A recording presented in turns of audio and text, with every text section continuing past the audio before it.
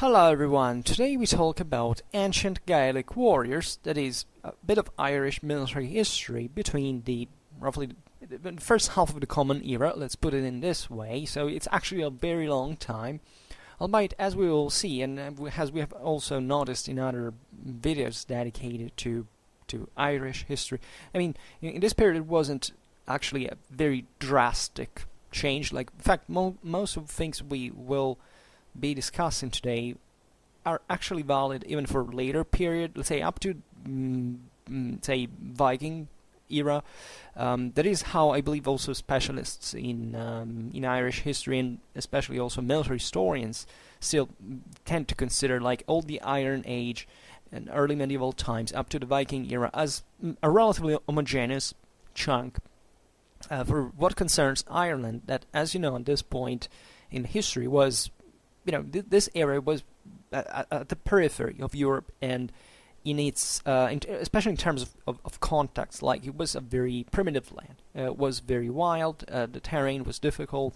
The local society was essentially tribal, and the warfare naturally had very peculiar characteristics that are very fascinating to observe, and about which I think, as an introduction, it's important to mention that sometimes we were too radical and too categorical in explaining, because this is unfortunately a scarcely documented context, and it's unfortunately we have very few evidence, and this is what the main deal is. Historians should write on the base of actual evidence and can be kind of factually checkable. But the point is that when we look at this tribal societies broadly meant in this essentially Celtic area, right, aside from the pre-Celtic groups that in part remained, and naturally, influences even from the Iberian Peninsula and, from the rest of the continent, was essentially, similar, in fact, to also other areas, right? Something that I believe is a bit of a wargamistic taste is to look at the societies and saying, okay, let's mostly search for what differentiates them from the others, and therefore let's pinpoint that and let's tell the story from that base. But sometimes we miss, in this perspective, the sounder, foundations of what these political and social and hence military systems actually were. We also give for granted that since a source doesn't tell us something, there is no proof that something ever existed, as if we needed, like, especially, this is the case a bit also for the British Isles. Bro, think about cavalry, right? Cavalry, there's an enormous debate revolving around, for example, the usage of, in fact, of cavalry in British Isles, in Viking era, etc., saying, essentially, no, cavalry was weak, the Anglo-Saxons traditionally didn't use it. This is all rubbish. Like, this is unacceptable from a military historical point of view. Just as those things you say, before, in this era, something you read about Irish history actually at this point is, they didn't use archery. Like, archery arrived later. Well, yeah, we do have evidence that over time, definitely the Vikings first, the Anglo-Normans later, actually introduced more, soundly archery into Ireland. But this doesn't mean at all, like, that in Ireland nobody used archery, or that archery was not important, because this is also the other deal here. Of course, bow and arrow is something you find in every single prehistorical context. Why would be Ireland outside of it? Oh, well, because Ireland was isolated, wasn't it? So it didn't have so many invaders before, hence it was not a militarized society. What? What the hell does that mean exactly? So here we have a lot of problems, right? Of course, and here there's a lot of conceptual things to bear in mind. Of course, we can easily say that Gaelic warfare, in spite of certain features of extreme interest, was objectively like of a modest, if not definitely low, military average. And we have to be totally honest in here. This is not a moral judgment. This is not about the actual effectiveness of the Irish. or what the way they fought. There is simply a context, and you have to understand this context. And tribal societies compared to professional standing armies of the great empires with cities, with structure, with tax system, etc., are a whole another story. Right, but this doesn't mean, for example, in terms of individual quality, that of course the average tribal warrior was kind of way more apt fighter than the average, at this point, that considering the gentrification of here, it's half a millennium history, but even Roman society was pacified, was disarmed at one point. Over time, from the early military colonies, there was a lot of high military quality in there, even in the Italic background. Then eventually, you find here in the 6th century that large parts of the Roman Empire were basically disarmed, and the majority of the population lived in a servile status for working in the latifundia. Right, the tribal world is well another story, but still doesn't mean that. Individual quality actually makes individual effectiveness. Actually, the same Romans had a very low opinion of the problem that the occupation of Ireland would have posed to them. As you know, Julius Agricola allegedly thought of the idea of invading Ireland. I mean, the Romans were actually very simple people. Every country they met, they kind of tested, they evaluated at least the opportunity of invading it at one point, but they actually had not much of a reason. The only way they would do that was actually to cut off the contacts between Ireland and Caledonia, so that maybe forcing the Caledonians to accept more Roman rule and Roman products, through which Romanization passed, and they estimated that they could invade Ireland for this task, like with just 2 legions and a auxiliary complementary force. Many people say, oh well, the Romans never entered Ireland. This is also probably a myth, and not even probably. I mean, we are actually sure, even if we have no evidence, that the Romans set foot in Ireland. Of course, they interfered heavily into Gaelic politics. They of course, there was a heavy interaction between the two, and obviously they sent troops in there, backing their own protege. There is an interesting evidence from this also even in the Gaelic poems, and evidence, what we think it could be like, but there is no doubt about this either. Now, the problem, though, that kind of grinds my gears when I hear things like, this was not a highly militarized society because, there was not much pressure from the external. Well, this is a very relative statement. I mean, you have to determine what is militarily, what is a militarized society in the first place. Because, okay, if you tell me that there was, that society was fundamentally capable of providing large numbers of drilled professional troops, of course that's not true, but that's not what a militarized society is. Militarized society in this context is as many people are involved in a way or another in warfare. You can expect in Ireland, in spite, it's true, not much of external pressure from causing the metus hostilis inside, within its boundaries, still fought a lot. And actually, one of the most prominent features of Gaelic warfare at this point is exactly this military ethos, this heroic military culture that permeated the whole society, and naturally that tells you how primitive Ireland was at this time. Like that's the point. Actually, these troops, and especially through the military organization, actually proves that the Irish were much more dynamic at this point than that also is usually believed. But it doesn't mean that these weren't. And how could this mean that they were not a militarized society when the whole thing revolved around the heroic pride, etc. The same goes for cavalry. You read things like the Guiles at this point didn't have cavalry nor archery. Well, wherever you read this, you can throw it away because it's worthless. You can't say such things. It doesn't make any sense. All over Europe, and I mean literally all over Europe, not because of Europe like we could extend this to other areas of the world, but they used cavalry and archery. So why would Ireland not use it? And you say, well, okay, but it was not important. And how do you know that?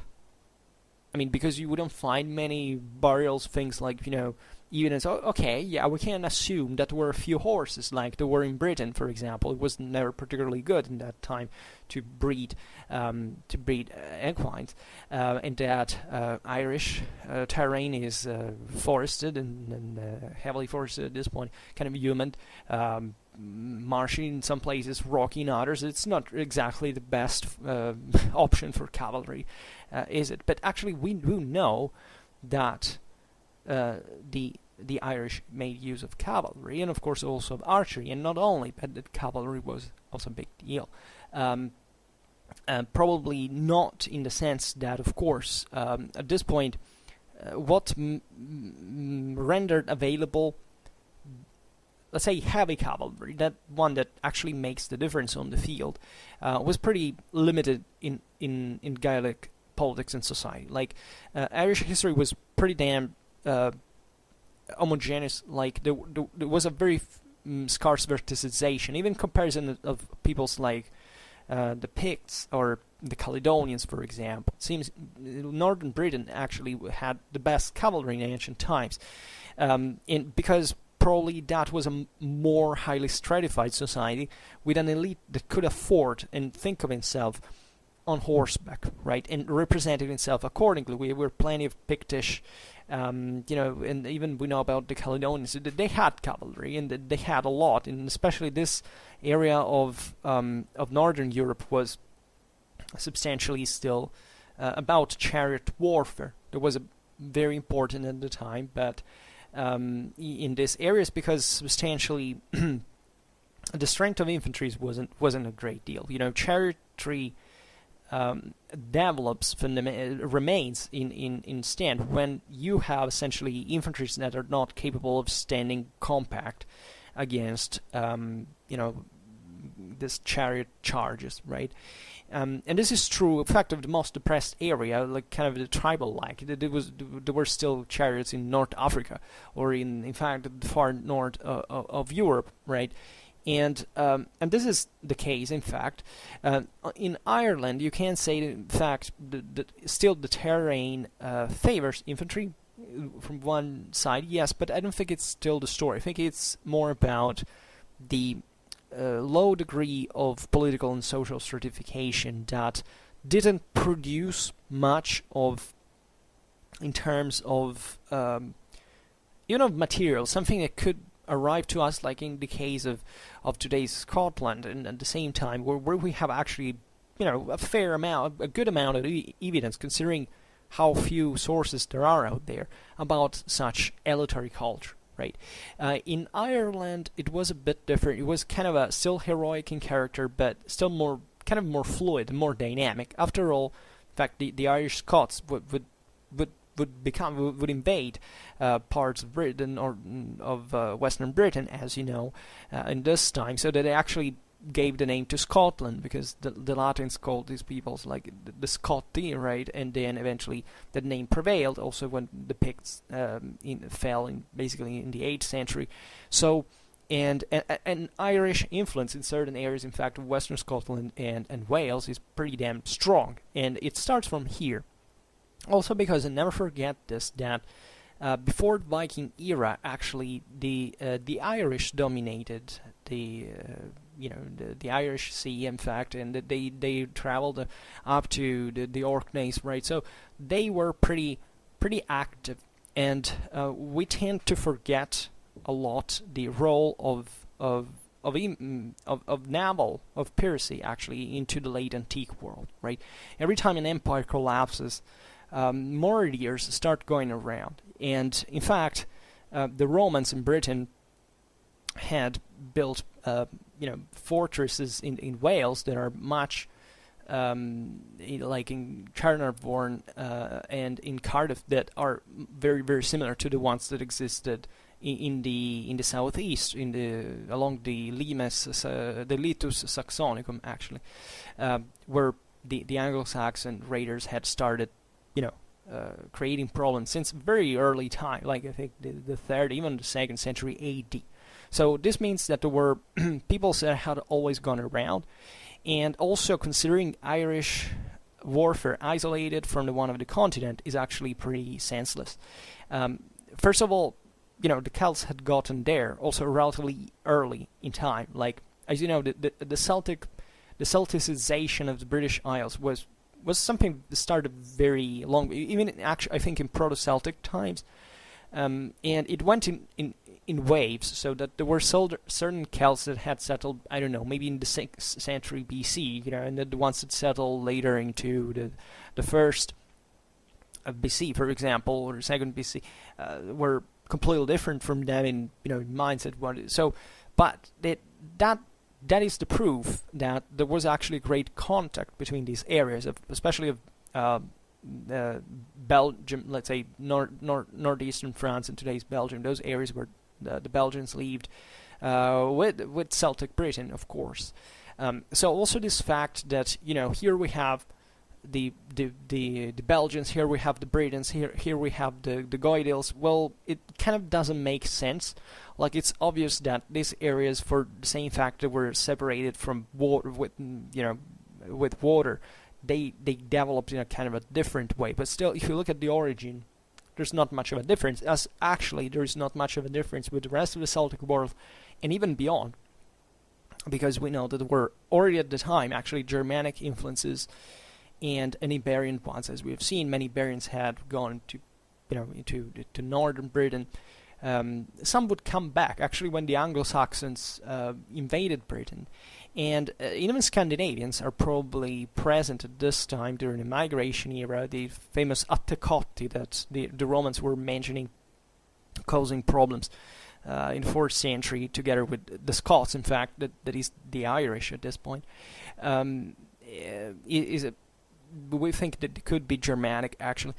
So it's very complicated. And but this shows the background, the context of Gaelic warfare. There is already much more dynamic that is often credited, right? And that is important. And in fact, all these peoples kind of shared a similar military culture that was a bit, the base of the Indo-European military, warlike ethos and all this stuff. So, what would be today? I would like to talk exactly about warriors. I wouldn't like to talk about the military system as such, but thinking about what the ethos could be, how they fought, how they were trained. Like, so, for whoever knows a tribal society, it should be fairly simple. But let's take a look at the details about these peoples, probably. So, first of all, there was this attitude to send kids by being fostered in another family, right? This is a picture of a clientelarly society, right? There was this said in Ireland, 500 kine and better, right? So this is the concept of a society that works largely through this extended familial ties that, in the absence of anything like a centralized state, are the ones that actually work. And that tells you how low and then scarcely stratified the society was, and why warfare was so important in this sense, because hierarchies could not dominate the world. So that there were allegedly kings of Ireland, but seemingly this didn't bring much of a unity of cohesion control. On the contrary, it was kind of a cause for further war actually. And so in this homogeneous picture, even having a lot of people under your own clientele was what made the difference, because otherwise warfare was so homogeneous that there was much of a difference. Albeit we will see also that from the heroic mindset perspective, there was still the idea that was like kind of the champion, like the guy that actually arrived and kicked everybody's ass at one point, and it was the one with better armor, better weapons, not actually fought on chariot, because chariot warfare in this point ideally was about just arriving on the battlefield with a chariot, and so to be fresh and to fight it at its best, and theoretically and ideally, in single combat with the other, with the chieftain, the enemy chieftain, that was what the whole deal was. Even though reality was much different, as far as we know, because actually heroic warfare, as it's outlined here, never actually existed. Right? There's never been a moment in which duels existed, but there was always someone else fighting alongside them. If this was considered ideally, of course, in poems, etc., of course, it was about 1 versus 1, but the reality was still like bands essentially fighting one against each other. And this foster father, let's put it in this way, was obviously a very influential person that was responsible for providing kind of a rounded education, which included physical, academic, and artistic endeavors, we can say. So Welsh, Irish, and Highland sources all paint a remarkably consistent picture of a young warrior's education. Right? These were all actually pretty similar. In fact, when we talk about the Welsh, the Irish, and even the Picts, we can't say that they, whatever we know about them, mostly applies also for the others as well. Right? You can't be equated in this sense. And the word is 4 in 20 games of the Britons that gives a neat list of the skills of a well-rounded Celtic warrior that was expected to acquire these abilities. One was the 6 feats of activity. It was hurling weights, running, leaping, swimming, wrestling, and riding, which is amazing if you think about it. Then the 4 exercises of weapons: archery, guys, or javelin throwing, sword and buckler, and quarterstaff. And then the 3 rural sports, that is hunting, fishing, and hawking. And eventually there were games too. They were considered as war games still, like a bit like chess, right? These were the 7 domestic games that included poetry, musicianship, heraldry, and diplomacy, and 4 board games. Actually, the board games were assigned, but even the 7 domestic games, you would say, well, poetry, musicianship, heraldry, and diplomacy, that doesn't sound much like war, does it? Well, it was actually about that, because this whole thing, like poetry and music, were basically like, you can't draw a sharp line, at least. Heraldry, neither, because it's the symbolism contained in all this that makes all one. And diplomacy was, partly also dealing with words in ways that, in modern language we don't do it anymore. Like these peoples spoke much less with much more concise languages, and what they said had a much higher specific weight than today's. So in all these cultures, in the absence of a state regulating society, actually the chieftain was responsible with his wisdom to make the right choices, maintaining his own word, and saying something that because language was sacred in itself. This is the point.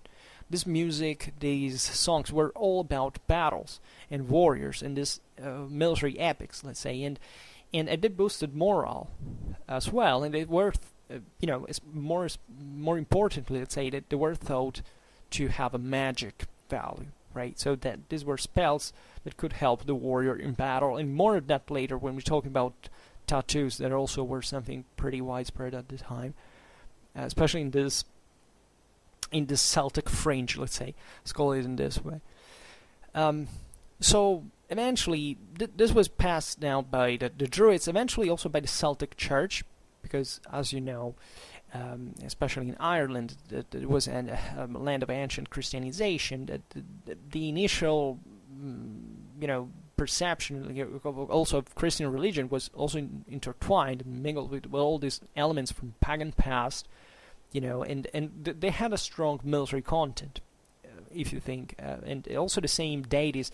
There is an immense debate, an immense field of studies relatively to, compared Celtic religion, something like that, and it seems that it didn't exist anything like this specifically. But what is fascinating of the Irish I mean, it's not that they didn't have a religion, of course, but that it wasn't shared in the sense we mean it with pantheism. I mean, there were very few correspondences between, I don't know, Gaelic deities or Celtic. And the mistake we often do is that considering pagans as polytheists, that is essentially a monotheistic invention. Like, polytheism, it doesn't mean here there was a pantheon with actually well-defined, divine, personified characters, like we think the ancient, like we were taught in schools, like the ancient belief. This is valid also for the Romans. This is valid for the Greeks as well. It's not just about that.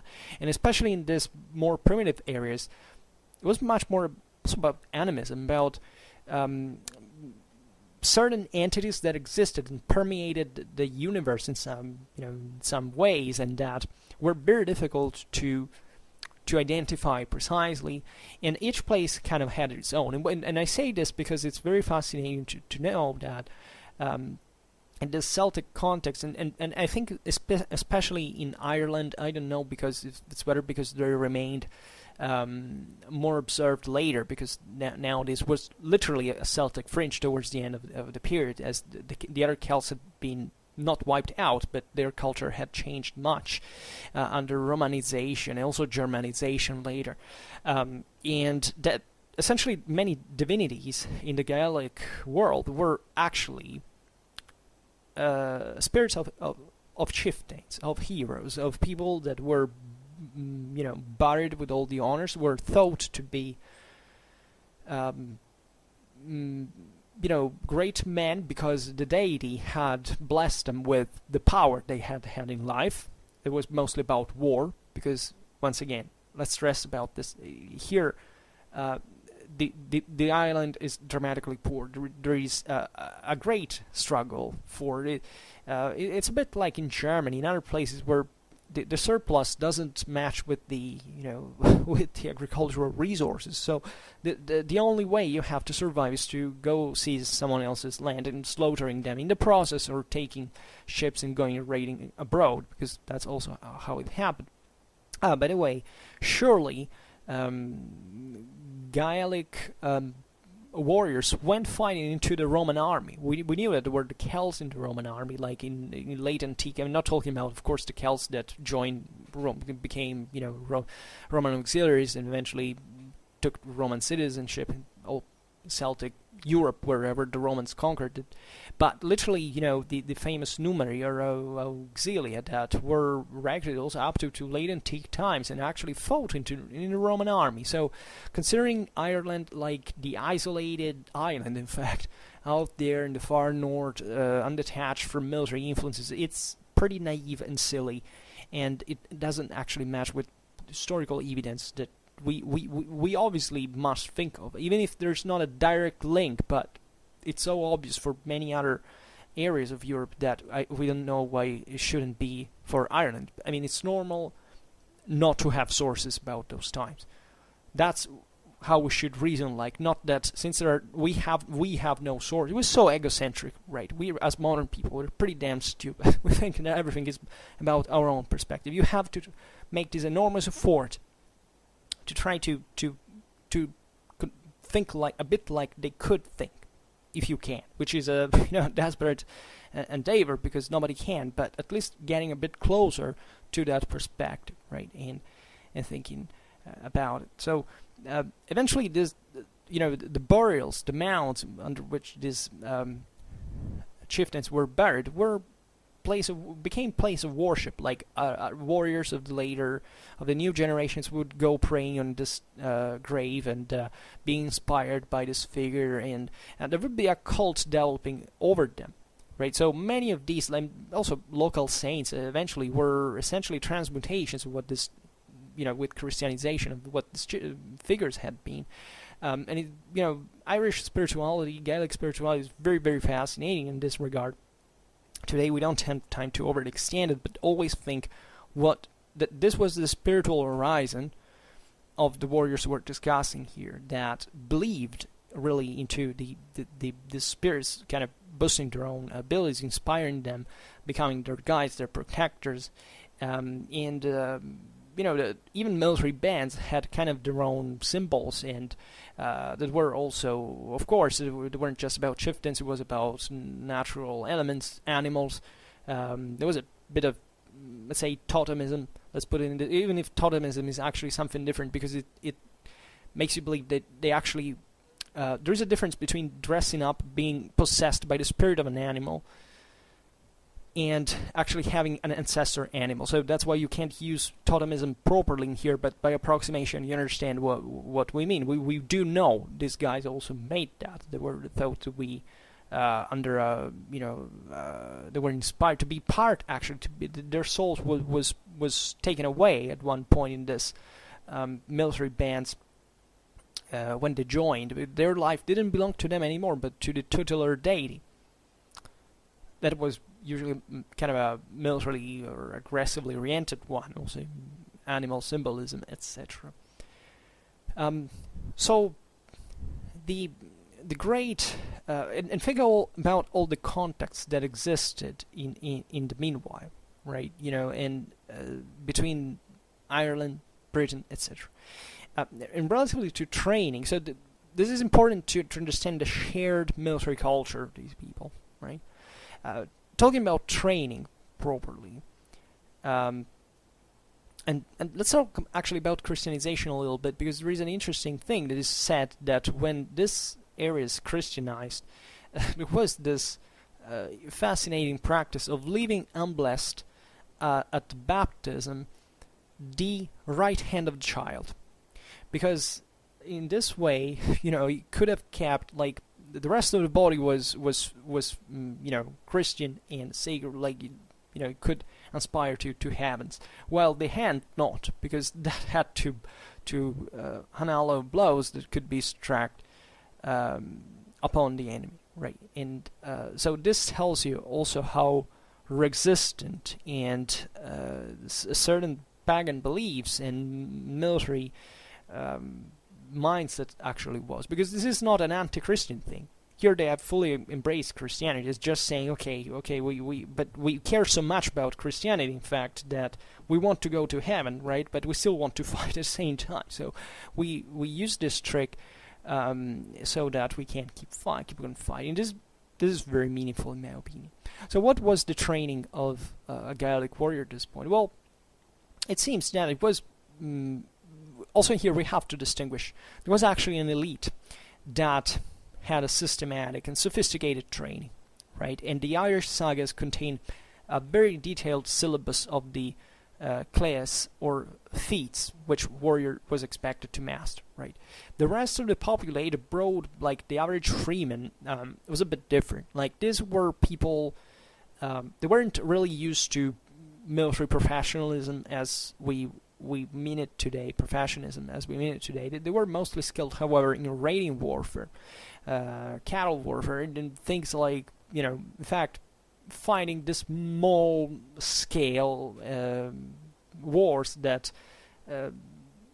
required them just to be pretty well awake and agile, and knowing how to save their skins either by dexterity or, in fact, even strength at some point. But you have to think of the limits of training it requires, and we should also take out of the equation that a warrior is just to be physically strong. Like the ultra elite has to be kind of bodily, to be well built, right? The others have to be agile.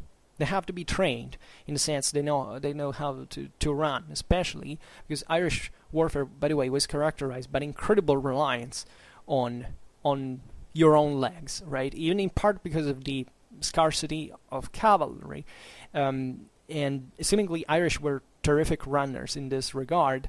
There were Anglo-Norman sources later on saying these guys ran as fast as horses could, and this is very meaningful because you see there that, militarily speaking, they were compensating what they lacked of in cavalry, and this was still effective, and also because being a rather depressed area, of course, there was a very few armor. So at that point, you need to run fast to be as quick as you can to do what you have to do, which is mostly skirmishing, right? So throwing javelins, slingshots, whatever, and then getting out of the way and getting lost into the woods, like, and also the Guiles seemingly kind of lived in, right? Literally sometimes, in the sense that they knew how to exploit every hole in the terrain, every tree, every bush, like to save their own skins. And this is very important because it tells you also how closely these people lived to nature, which is very important, even for their own spirituality, their own identity, their own lifestyle. Because let's be honest, the forest is also a place where you can get a lot of food, of medicines fundamentally, and these were all very important things. But if we were to see what the greatest warriors of all, so the ultra elite of Gaelic warfare, should be about, well, these feats included dexterity, such as juggling swords, agility, such as the standing high jump or salmon sleep, so-called, strength, such as tossing the caber, voice, the standing hero's cry was also important, because at that point we'll comment this list in a while, but also weapon handling, and finally the spear vault, where the champion would thrust the spear butt first into the ground and jump and perform on its point. Now this is very interesting because we know that this stuff is recorded even in Highlander folk tales, and indicating a long-standing tradition throughout the centuries. We made some video, by the way, I didn't say this at the beginning, on specifically about Irish warfare. One is medieval Irish tactics, 14th to 15th century. The other is medieval Irish warfare to the 12th to the 13th century. And also something else actually about the Western Scottish warfare in the low Middle Ages, that actually show you that most of this warfare remained unchanged. Like up to the 16th to 17th century, these areas, well, of course, had somewhat changed, but in the essential lines, their warfare had remained the same. And don't think that it was, as long as it existed in that way, you don't have to think it was obsolete or archaic or anachronistic, because it did work, and especially for that terrain and what it required, also physically speaking, right? Never think that war is just about weapons, it's about moral forces, which is a very different thing.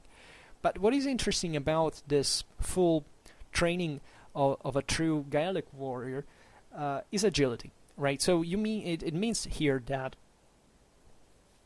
actually even the ultra elite, so theoretically also what the heaviest units on the field were required a great dynamism, right? In fact, you don't have to think the elite of Gaelic society in this sense would be much different looking than the rest of the Gaelic population on the battlefield, right? They had to be fast. This fact that impressed me a lot, the voice, right? The hero's cry. The hero's cry here was meant really as a strongly identitary thing around which revolved all the clientele, the tribe, right, and this petty kingdoms, because it's essentially the line, the individual, the family that has to present itself, right? It's not a matter of banners, it's not a matter of more sophisticated organization. It's about the hero. It's about the individual fighter, and this is typical of an heroic warfare substantially. So this guy would have to arrive in open field and challenge the enemy, battle, crying out its deeds and the one of his ancestors and all this stuff, and then eventually, spilling guts and breaking heads as much as he could, right, against the enemy. In all this movement, you may think it could be like strange things. Well, like this thing of the spear vault or this agility stuff. Well, actually, this was crucial for their warfare, because generally fighting unarmored, the Guiles needed, as we were saying before, to put a lot of emphasis on agility and coordination, right? And these things matter. Like technology, as we often say in Schwerpunkt, is not the single most important thing, but meeting foes that were kind of heavier, well, it makes a lot of difference of how much armor you have on yourself, and how that obliges you to behave like, right? And we have some idea of what this ability tests could be in the recruitment of the Irish Fianna. Now, the Fianna are an incredibly fascinating aspect of Gaelic warfare. Basically, the singular is Fiann, and they would be kind of fairly, but not so much small, semi-independent warrior bands in Irish warfare. Yeah, like we find them, of course, in Irish mythology. That is largely what we rely on, right? They're featured, for example, in the stories of the Fenian cycle. In fact, it takes the name, and also the one of the Fionn Mac Cumhel, Finn Mac Cool, right? That takes the name, and they're based on the historical bands of aristocratic landless young men in early medieval Ireland, which is something very close to what the Germanic comitatus actually was, or the this was present actually in all Indo-European peoples. You know, what we said before, that when the land was not sufficient for everybody, young men would have to leave and to start this lifestyle of war properly, that sometimes could degenerate in things like, in fact, not being able to come back into society anymore, because what happened in those bands was so mind-blowing, literally, and traumatic, and that some of them would remain actually possessed by the tutelar deity. Others would make fortune and become powerful, and, you know, this was the, let's say, social, mobility in Gaelic, in ancient Ireland, let's say, and it was brutal, right? And the theory was that theoretically you had to crush someone else and taking their place eventually, and possibly their women, and starting a new entity. Right, this is how it was. It had been in the European migration still, and these areas at the outskirts of Europe were still, the places where this system still worked, because the local resources would be insufficient for building something more constructive than that. Right, it's obviously not a particularly civilized situation, but still it's the best for that context. So that's how you should reason like. So in this recording of the Irish Fianna, we have literally this, in a trench, the depth of the knee, the candidate with a shield and hazel stick only must protect himself from 9 warriors, casting javelins at him from 9 ridges away. Given the start of a single tree in a thick wood, he has to escape unwounded from fleet pursuers. So skillful must he be in wood running, and so agile that in the flight no single braid of his hair is loosed by a hanging branch.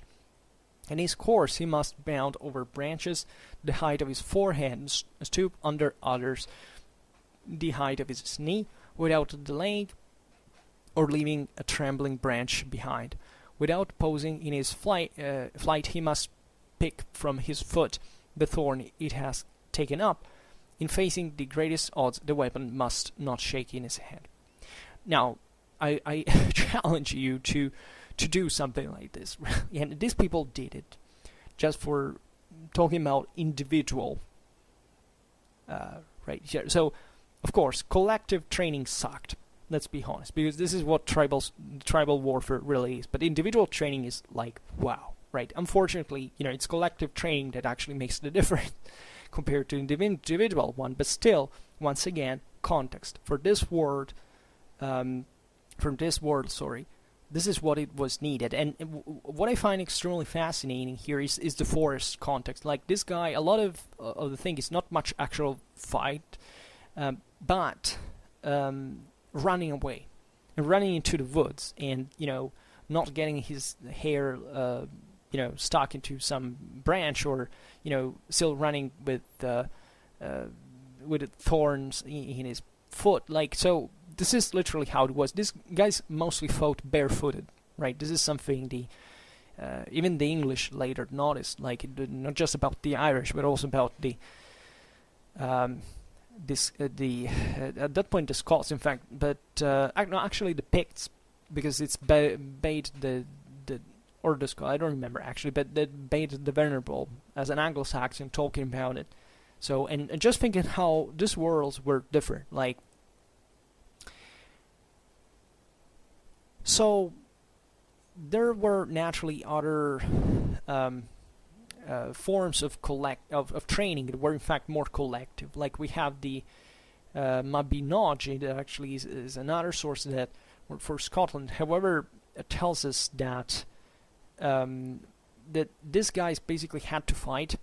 I mean, initially, first of all, there was an aging to this. Like, of course, if you're a kid, you were mostly about running around doing this thing. When you started aging, like, and people aged much faster than today, you had started using actual weaponry and starting to fight with shield and here you had to fight with until your eyebrows sagged down over your eye and the blood ran in streams. Like, so you had to train in a way that was actually very, very hard, that acquainted you immediately with the hardships of what a real fight or a real military situation actually is.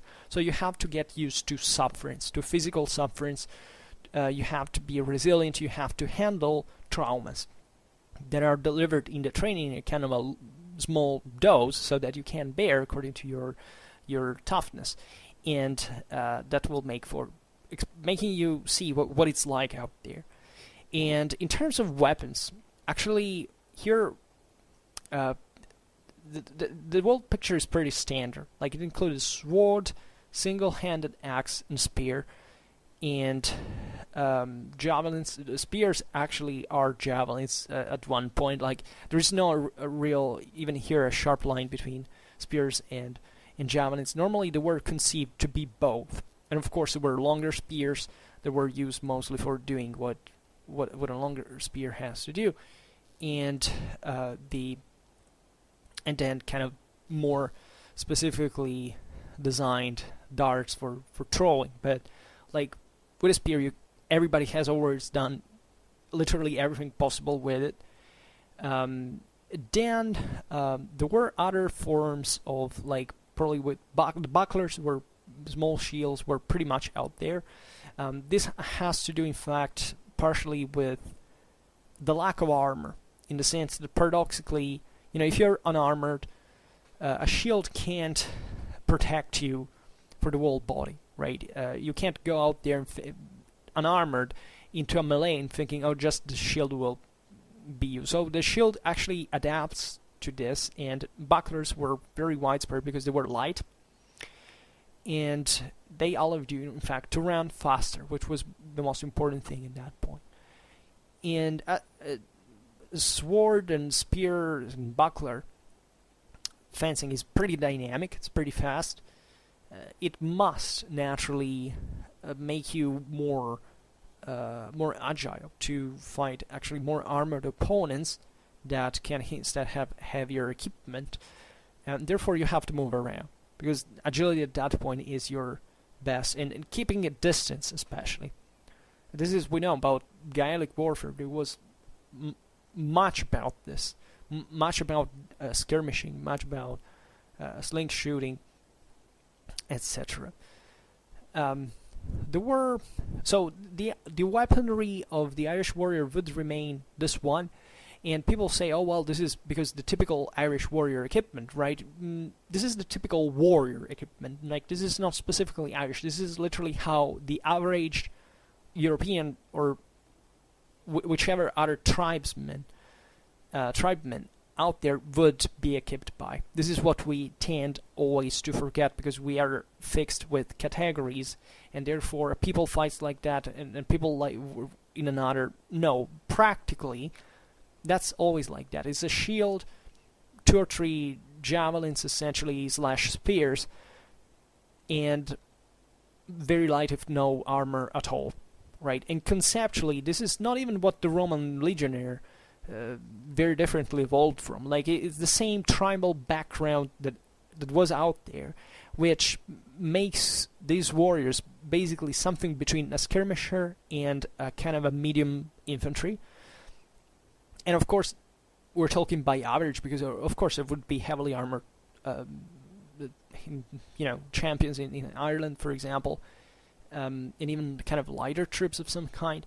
But this is also as very light as you can get, and this, together with the poor social and political certification and the availability of resources, makes you think actually that these troops were practically and literally standard. Like having more heavily, let's say, large bodies of more heavily armored troops was kind of rare. Like even professional Fianna bands, or even in fact, the chieftains' households wouldn't be that more heavily equipped, if not in very small numbers, right? And this is what makes the difference at that point between saying, these guys didn't have cavalry or archery, because even cavalry, for example, existed there, but naturally it makes a difference between, whether there's a lot of horses and there are maybe not so many, right? So this doesn't mean, however, that the individual horseman isn't a hell of a horseman. Like these guys surely were, and we actually are plenty of evidence of this stuff, even of neighboring countries making use of horses prominently, right? And we have no reason to think that Irish cavalrymen were not good. Actually, they were. They just were a few, and therefore they didn't have much of a chance to train together, also because of shortage of resources, kind of more primitive political, social organization. So yeah, a few collective training, but a hell of an individual training, right? And these guys knew how to jump on horseback, to dismount whenever, by running, etc., and even taking cavalry down, right? In fact, even the Anglo-Normans eventually would be pretty concerned by this, because they were much about cavalry, and they saw that the Irish at that point had pretty effective ways to cope with it, right? Including, of course, always kind of getting out of the way, getting into the woods, so where cavalry wouldn't. But in fact, they had seemingly their own horses that were even smaller than the time average was, to be more hidden into the woods, better hidden into the woods. So this tells you that, the horse followed the Irish warrior even into the forests. All right, we have to, I think, to flip completely this narrative that there were peoples that didn't use cavalry, starting from the Irish or the Anglo-Saxons or the Scandinavians. This is actual and utter rubbish, and we know this from the very traditions of that military culture that put an enormous emphasis on, or gave, however, an enormous importance to the horse as such. And so the fact that you don't have massive political and social structures that allow you to have lots of well-trained, collectively well-trained cavalry doesn't mean that you don't have individual horsemen that are actually pretty good. Always remember this, and that nor that the cavalry doesn't feature or is not used, or is used just to get to the field of battle, right? That is true for chariot warfare usually, but still isn't the chariot can skirmish or something, and still there are horses out there as well that run with horsemen over them, so, and doing things that are useful in every military context in this sense.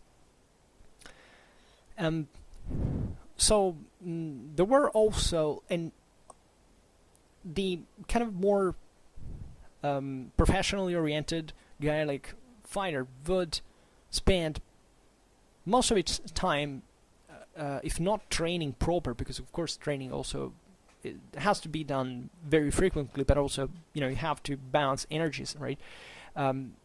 Also was omnipresent in the life of these people, and at night, however, they would play strategy games such as the Brand-Up, for example, to keep the mind sharp. So it was much about thinking about war, and exclusively about war, because that's how you make a living, as we will see also better later. And naturally, this need of fostering, living in a foster father's household was very important to acquire skills and techniques from veteran fighters, right? All of these military clienteles, it would eventually correspond on the field on bands, because that's how Irish armies went out there. There was not a central leader. That there would be all clans getting together. But this would be typical even much later times, even up to the modern age, right? And therefore these clienteles, these units, worked a bit like a monad in itself. So there was a segmentation within them, and the veteran fighters were the elderly and the more skilled, and they would teach the younger, right, in telling stories, and that's where old poetry also came from. All of these deeds were sung and remembered, right? It was about sharing and remaining, believing to the core of this union, because that's all they had, right? In the absence of a state that tells you what to do for the sake of something, you have to compensate if you want to organize yourself politically and militarily and otherwise. So hence also the great need for individual value and this great sense of pride of honor, because if nobody imposes you to die, you have kind of imposed it yourself to you at one point, right? So and the whole society was kind of oriented towards this idea, right? Even non-fighters, because women wouldn't accept their men if they came back from battle because they had fled, like cowards, right?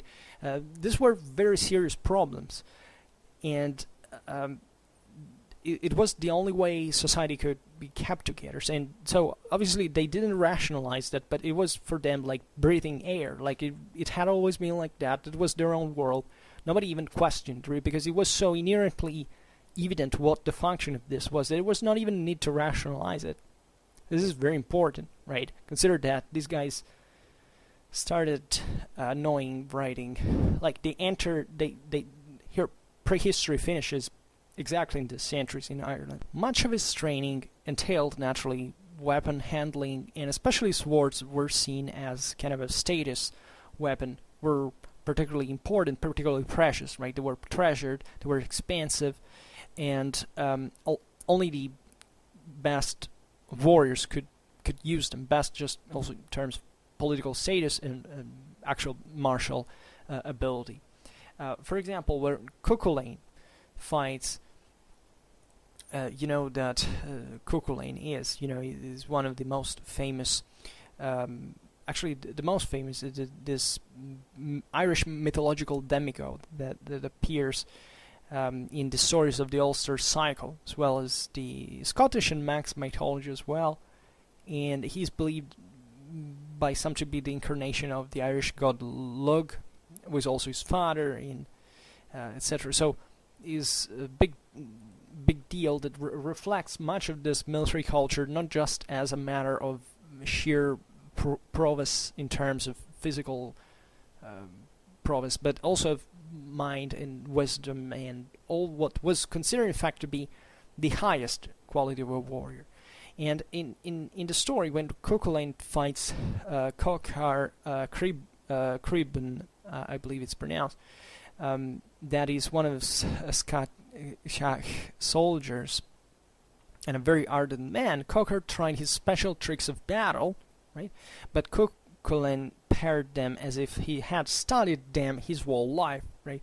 So these special tricks are naturally kind of advanced techniques of swordmanship that are studied, right? And the study here is not just the technique in itself, physically speaking, but all like the way of the warrior that comes with it, and the spells. We can imagine there would be kind of spells, and I don't know, even where swords were cast, they had spells for that were coordinating where to hammer them for giving the right.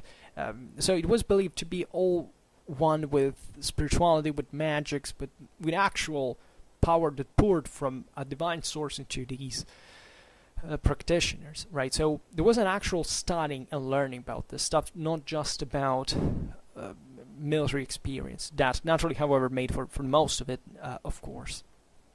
And when the warrior reached adulthood, they had to give proof of their valor and skill at arms, right? And usually this consisted in participating to a raid and returning with some kind of trophy, right? And raiding warfare was literally the most banal and most widespread form of warfare out there, but also in fact a good training ground for the new warriors.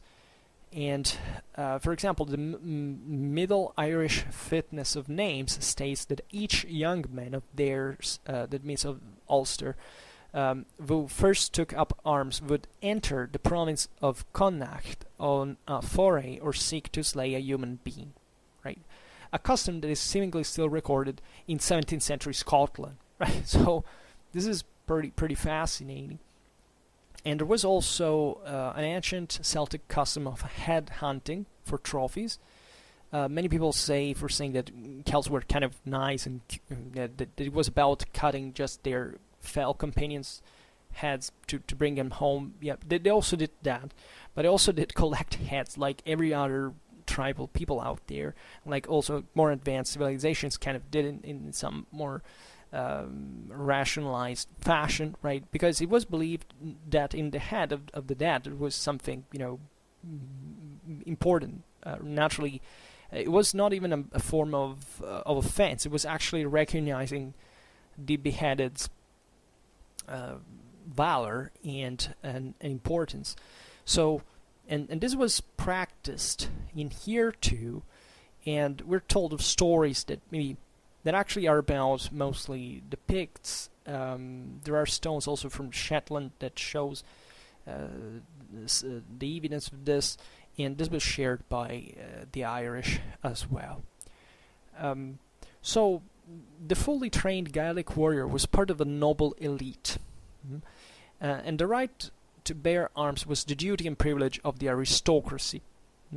Here also, we can't descend too much in anthropological details, but let's say that this society was somewhat stratified. Like the aristocracy did count, as blurred as it was actually with the average freeman, but it still counted a lot, and it had this essentially proud, boastful, and confident attitude towards war, right? And professionalism was a big deal, as you understand. And war bands at the Fianna here were probably some of the single most important elements of Gaelic warfare, because they were like basically mercenary bands, right? They wander around,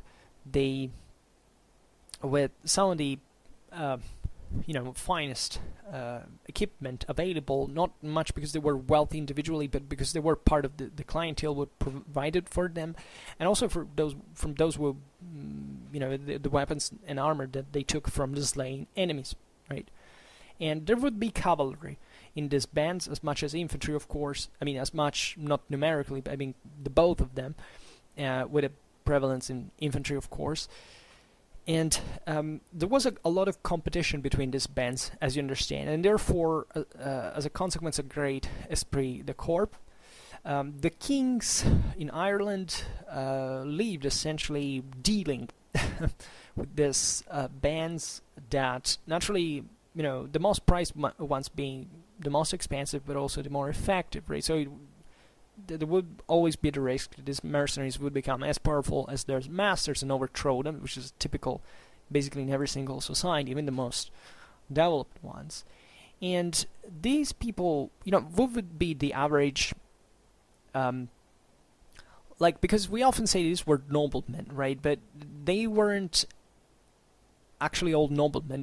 The elite, those who led the band, were something considerable as noblemen.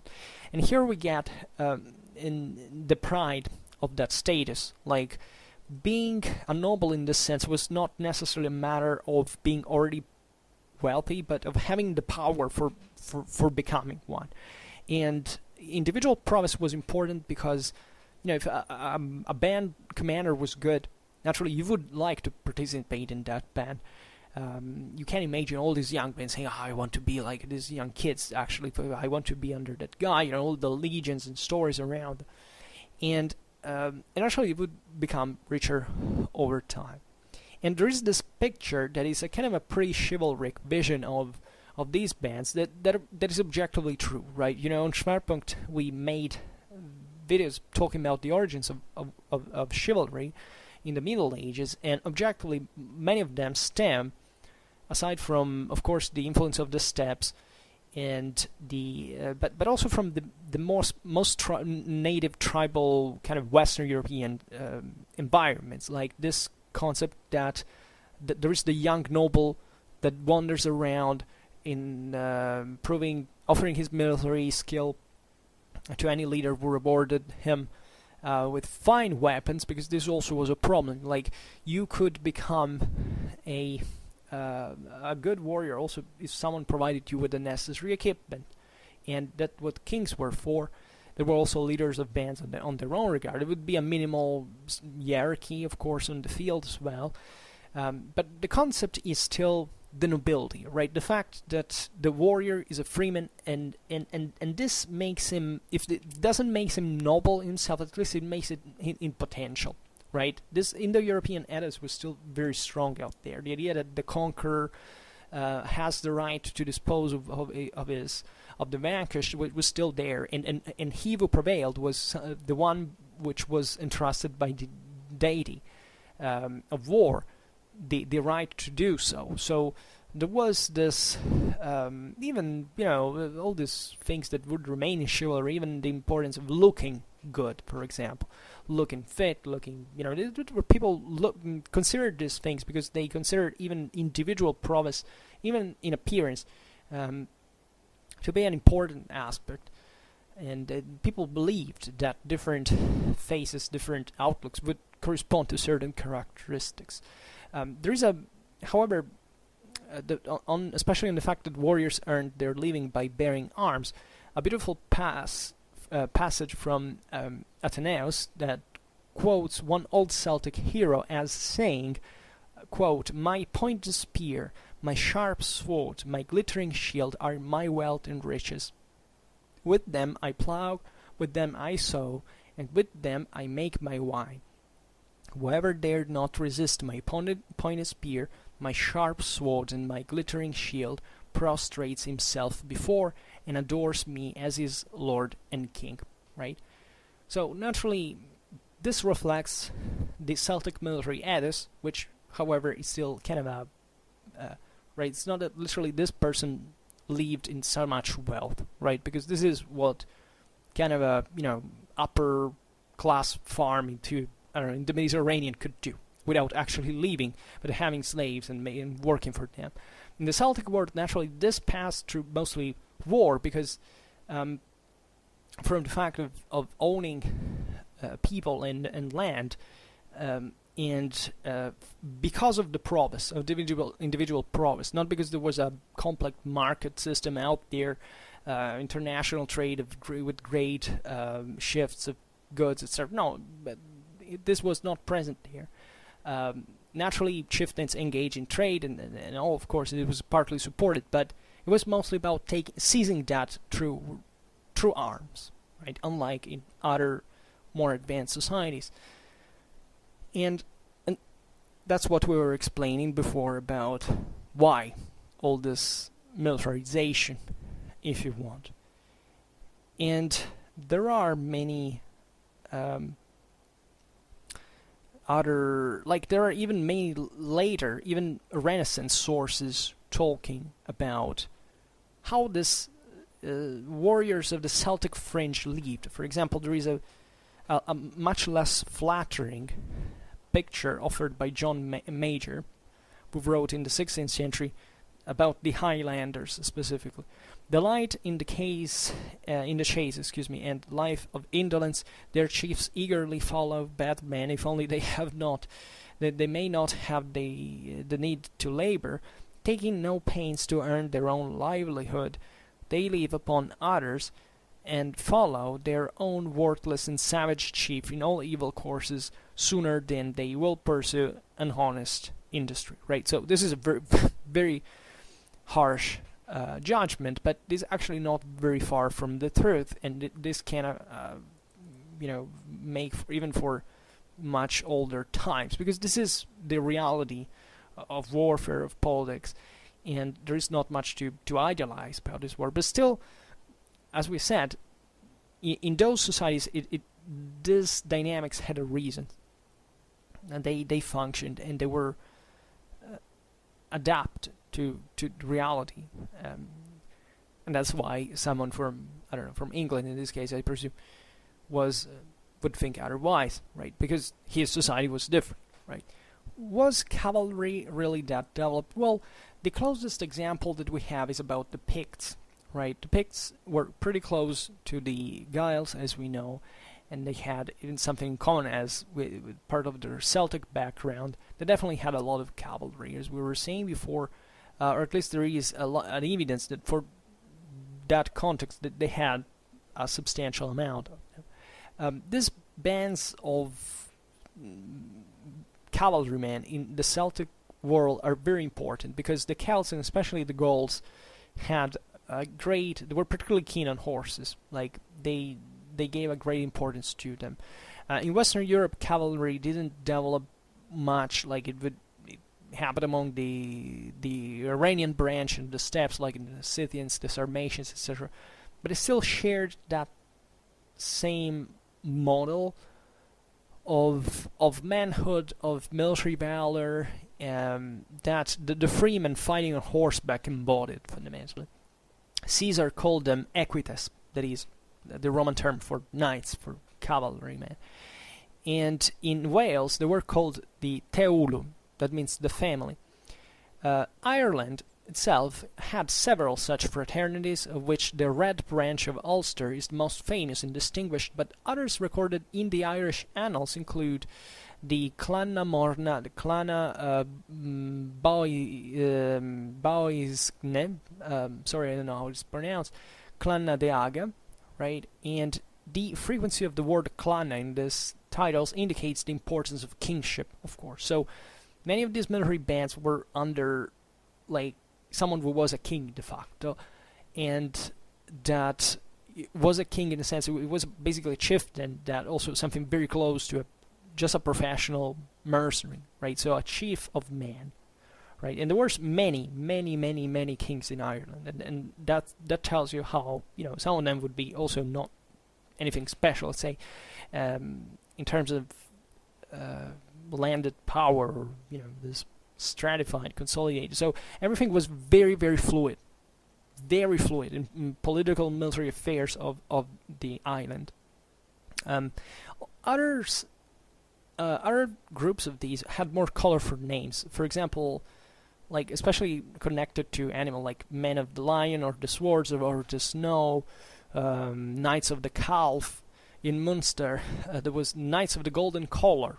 That reminds, of course, the torque, right? That was indicative of status throughout Celtic Europe. It was basically a golden chain worn around the neck, and this was typically Celtic, of course.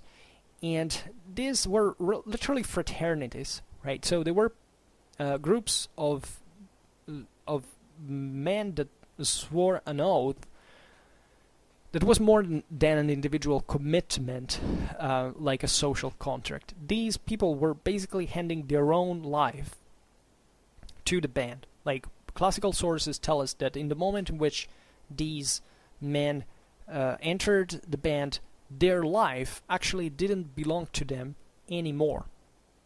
And this is very important because it at that point the life would pass literally to the deity that protected the band.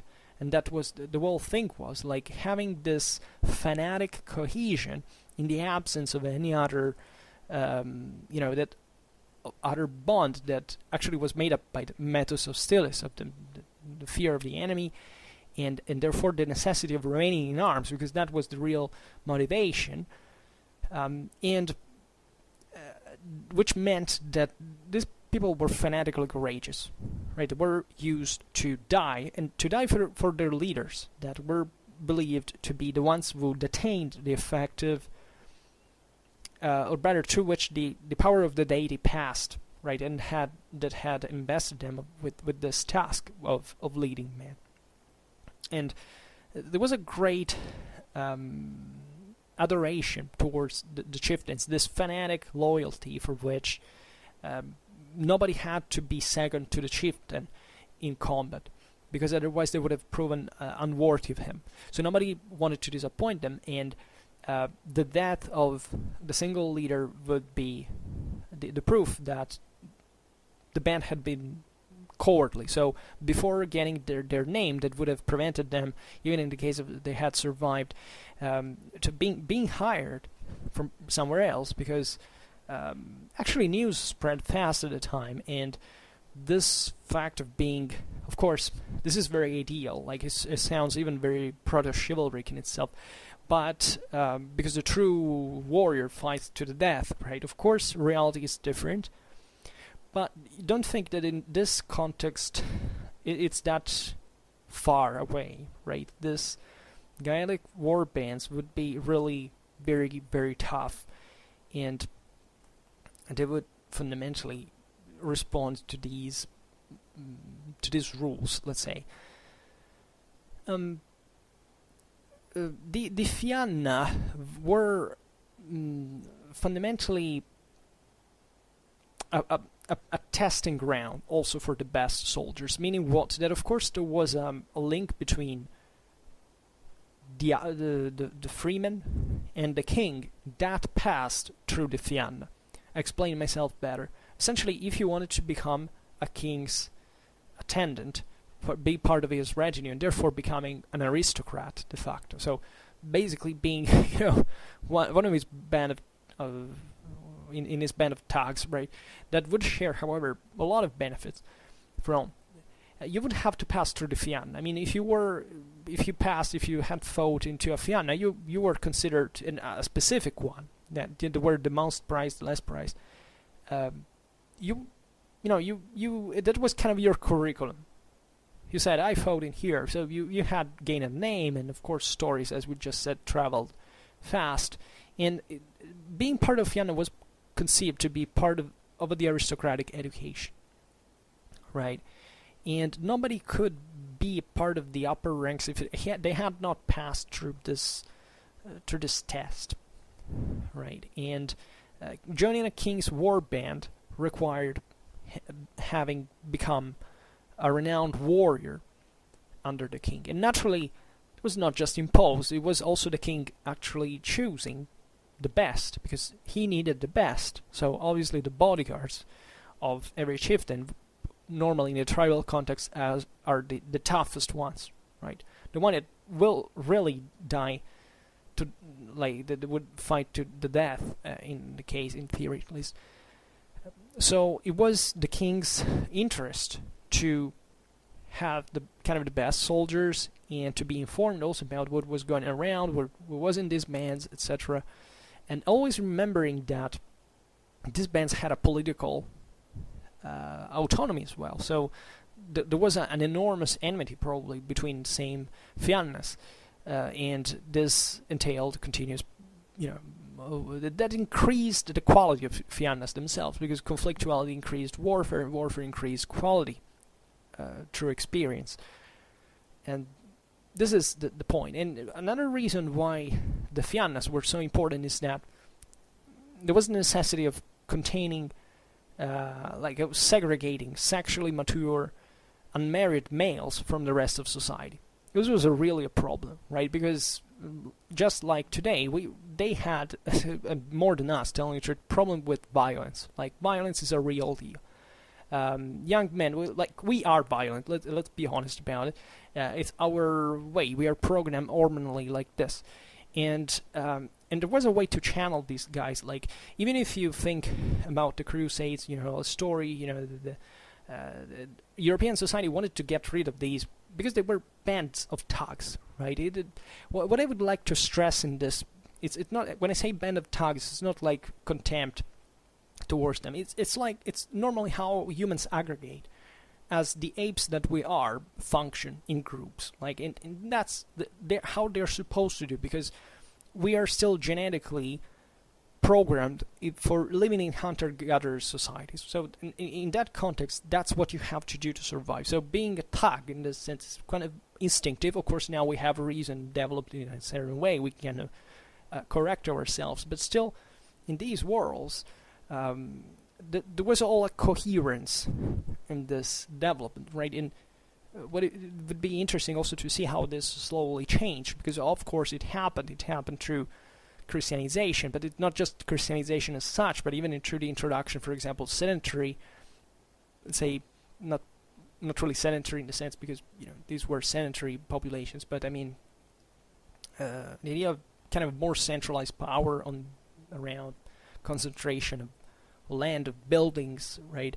Ireland didn't have cities. Like Tara was the biggest thing. It was a group of, it was a center. Like I wouldn't say an oppidum, but like all the other centers in Celtic Europe that were not urbanized properly. So there is a stage of development in this evolving and passing through military history as we mean it. And we know about ancient historians that these bands existed throughout all the Celtic world. The Gaisatae, described by Polybius, for example, there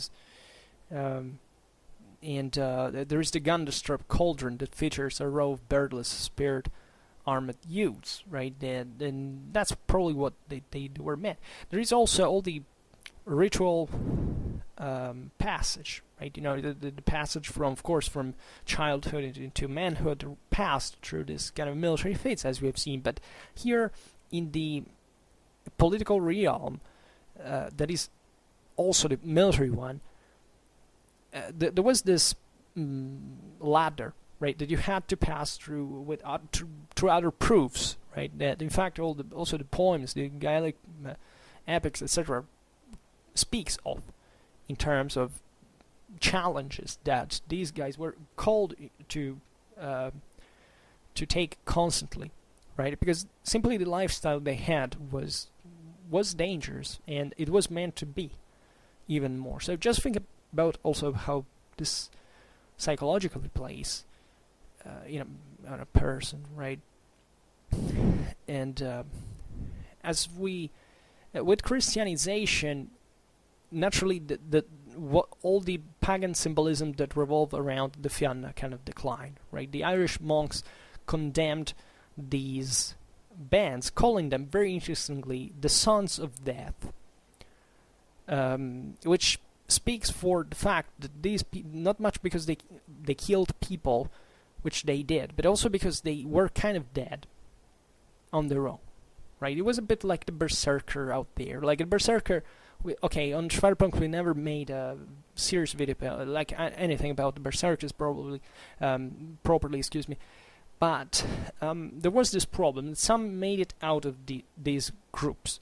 Some wouldn't. Some would remain possessed by the deity, and they would be effectively dead, consumed by the Führer, by the Zahat, if I'm not wrong, into the Gaelic tradition. I made a Dazacht, sorry, Dazacht. I made a video in the I don't remember the title, but it's the Aryan Sacred Fury. Right, you search for Schwerpunkt Aryan Sacred Fury, and there's this pan-Aryan spirituality video dealing essentially about the parallelism between literally all the Indo-European civilizations, like the European cultures, and how they developed the concept of fury from the Roman Führer to the Gaelic Dazacht, or to the Germanic Führer, etc. The Oder, actually, in German proper. But it was the same thing, really. And conceptually, and it was about this self-consuming woe of evil, as they were called, like the diabolo instincto, the diabolical instinct or marks that these people had, according to the Irish monks when they looked at them. But their testimony is very important, because we know for other populations, other war bands. And so there was all a ceremony revolving around this initiation rite. Also, the Fiann's oath of fealty was to their own chiefs, right? So it was done together. So remember the parallelism between the deities and the buried chieftains. Well, this went close to it, right?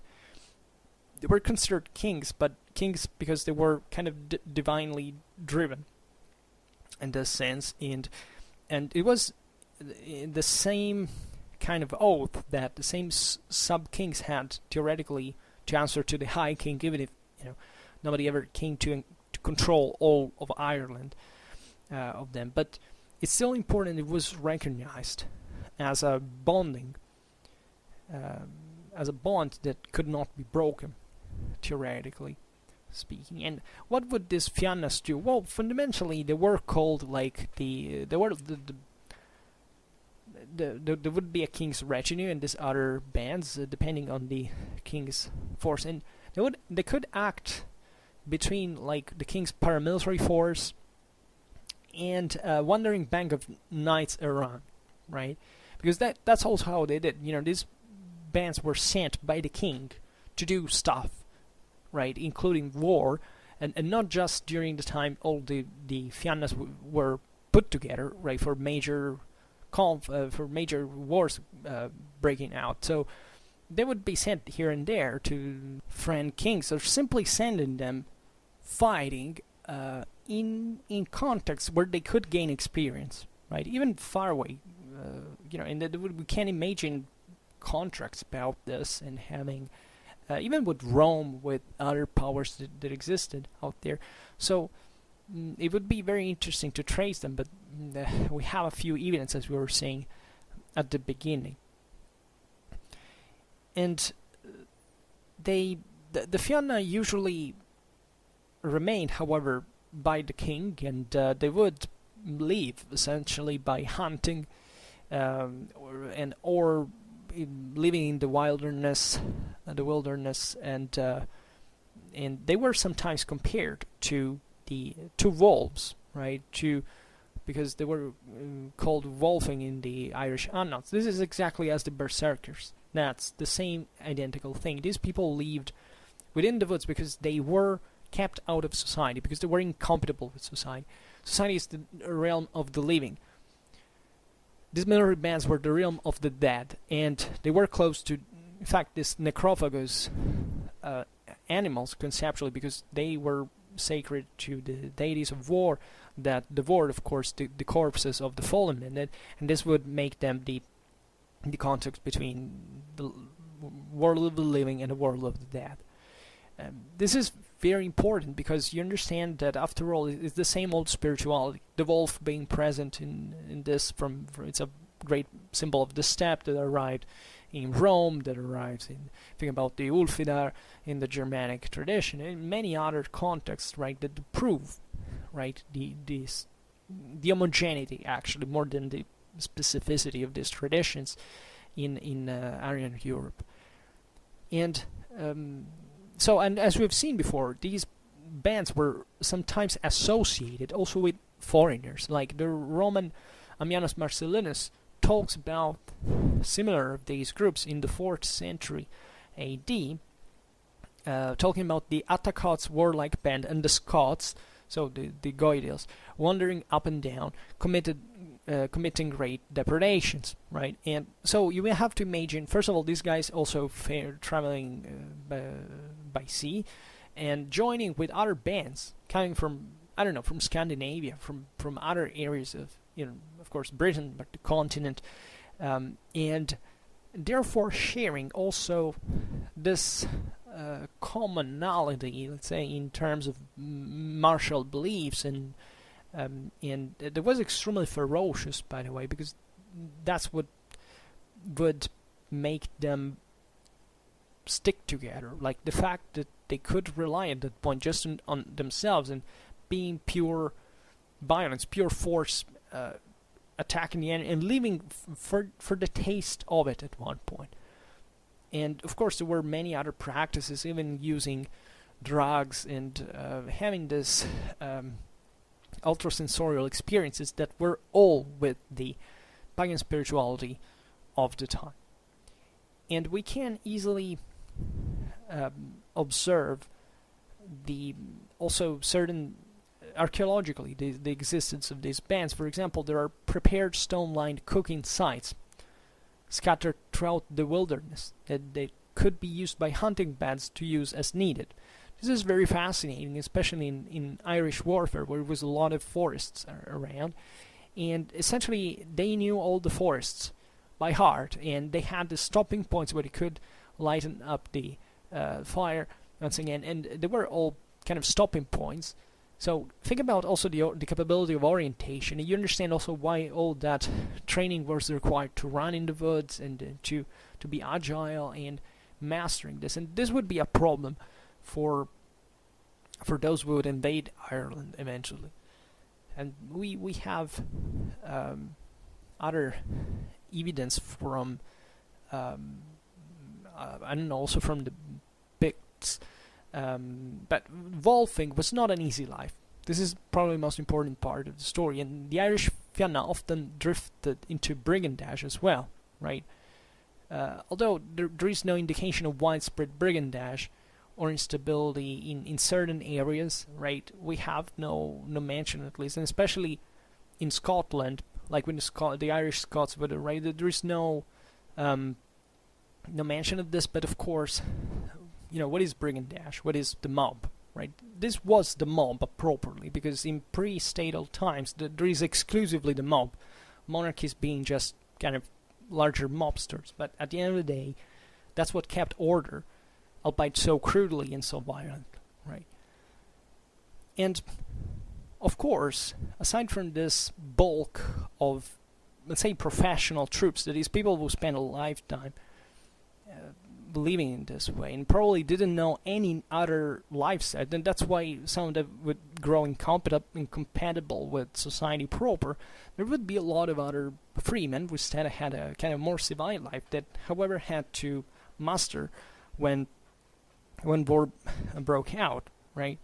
Times of crisis, Celtic armies were augmented by foot soldiers provided by the lower ranks, who owed a certain amount of military service to their local rulers, right? This was exceptional, but as we've seen before, also the average freeman in places like Ireland was kind of acquainted, at least with raiding warfare, right? And it was normal at the time to do that. It was about fighting with your neighbor. It's always been a real thing.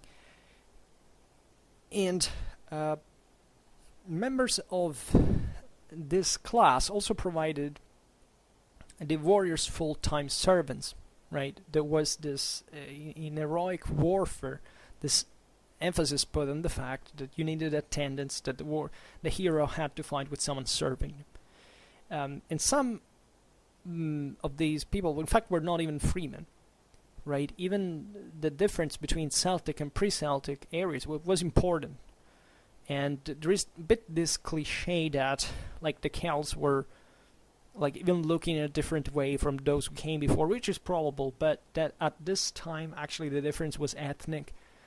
It's not realistic, especially after all the blending had taken place, but still there were slaves, of course, and in theory they were still based on the concept of the Aryan conquerors that came there from the sea and had enslaved the pre-existing populations, which is to be found all the rest of Europe, but that objectively lacks of realism after the first generations that these invaders had settled, right? So, but there was still the idea, however, that society was segmented in that way, ideally, and that those who were at the top were the freemen and the warriors, right?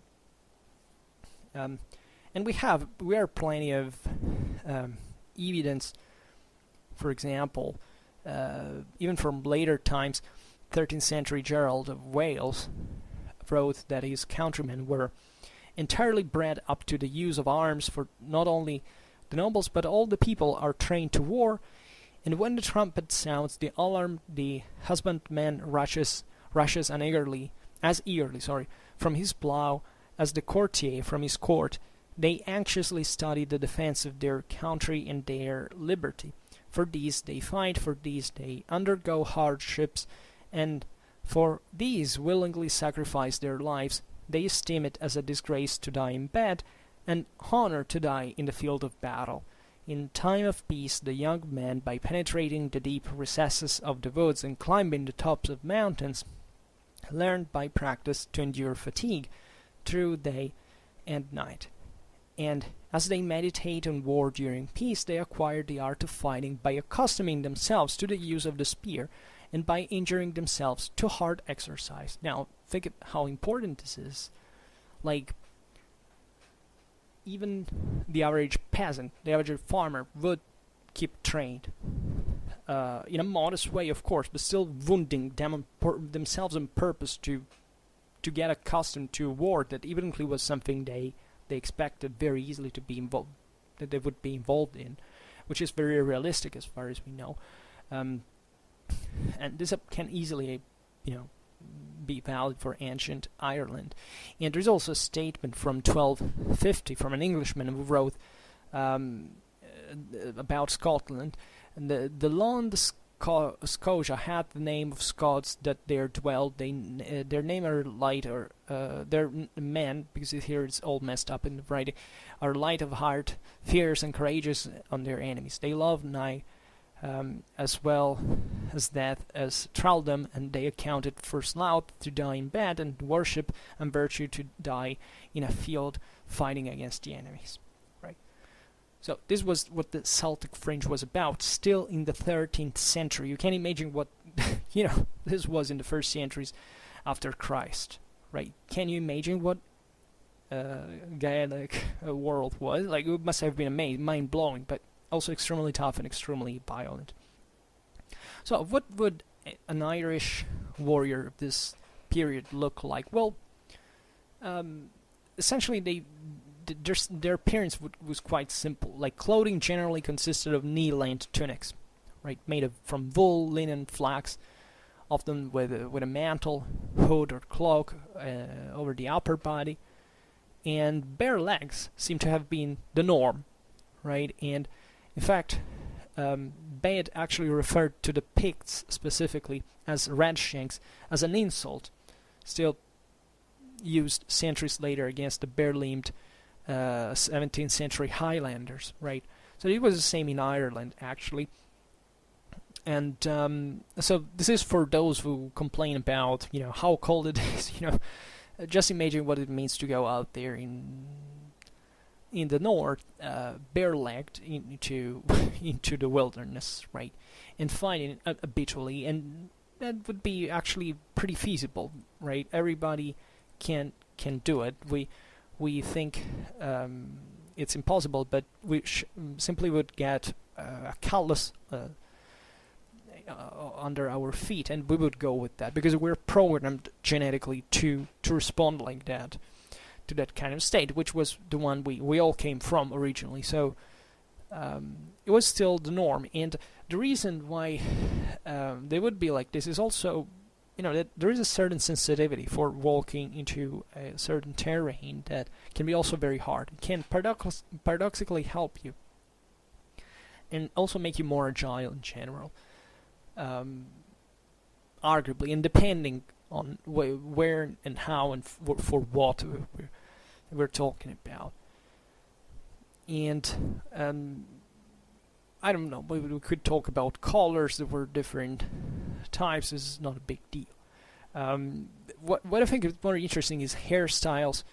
Among the Celts, there were often important outward marks of rank, right? Welsh warriors, for example, wore mustaches and short or even shaved heads for ease of running through thickets, while the Irish, cut outlawed by Henry VIII, was shorn or shaven above the ears, with long hair vulgarly called glibs, which hang down to the shoulders, hiding the face. And this hair being exceedingly long, they have no use of cap or hat, right, because the hair would make for it. They also had a style of thick mustache called a cromwell, right, and it's plenty of evidence that also from earlier times, from the migration era. And it says that about the Picts specifically, the historian Guiles in the 6th century, or Romano-British author, they were readier to covered their villainous countenances with hair than their private parts in neighboring regions with clothes, right? So, and we will talk about nudity later, because that is also important, actually. So, what about equipment proper? Because this stereotypical thing we said at the beginning, the Irish didn't have armor. Right? Of course they had, and as far as we know, they could have easily things like Roman armor out there. You know, there's no doubt they would have Celtic armor, Roman armor, and whatever, right? In later Roman times, even scale armor, but even if they existed actually before, telling the truth, and they could be made of also different materials that are not necessarily metals. We are plenty of evidence of long nasals and cheek plates, especially in the migration years at the very end of this period. They would have a Latin style equipment, mostly, like at least those who had more sophisticated equipment, right? And the Latin type of armor and weapons was kind of the top in the Celtic world. But it would arrive there, no doubt. The elites would purchase them, and of course the elites are always the most. Always remember that elites are always more esterophile than any other element of society, like, because the elite needs to conform more with the outsider, like with the other guys that are at the top or somewhere else. So the elites would always have the best gear from whichever the surroundings could provide, and they could afford, especially. It was a way to fit in. Right, to say, okay, look, here we are, cool enough, we can deal with you, right? And it surely did it with the other Celts. We did it with the Romans, with the Anglo-Saxons, and so on, right? And as we were saying before, the equipment was pretty standard. There would be spears and darts, slings. Like, slings were also seemingly a very prominent Gaelic weapon. They were favored more than archery, seemingly, but the fact that we don't have much evidence about archery doesn't mean at all that they didn't have it. They did have it and they did use it. It's normal not to have much about those times, and especially about certain contexts. But they did have, right? It's just that, you don't find them.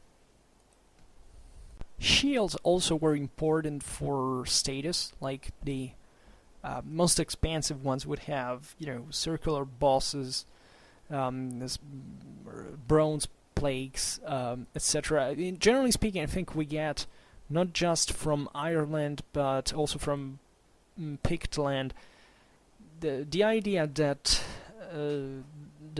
this Celtic fringe, also during the migration era, kept on using recycling, let's say, older material. Like, there would be nothing strange to see, I don't know, a Gaelic chieftain in the, I don't know, even the 7th or 8th century dressed up like a Roman military man of the 5th. Like, it would be literally nothing strange. I mean, same helmets, same weapons. It would be perfectly possible to always bearing in mind, naturally, even Roman equipment at that point was much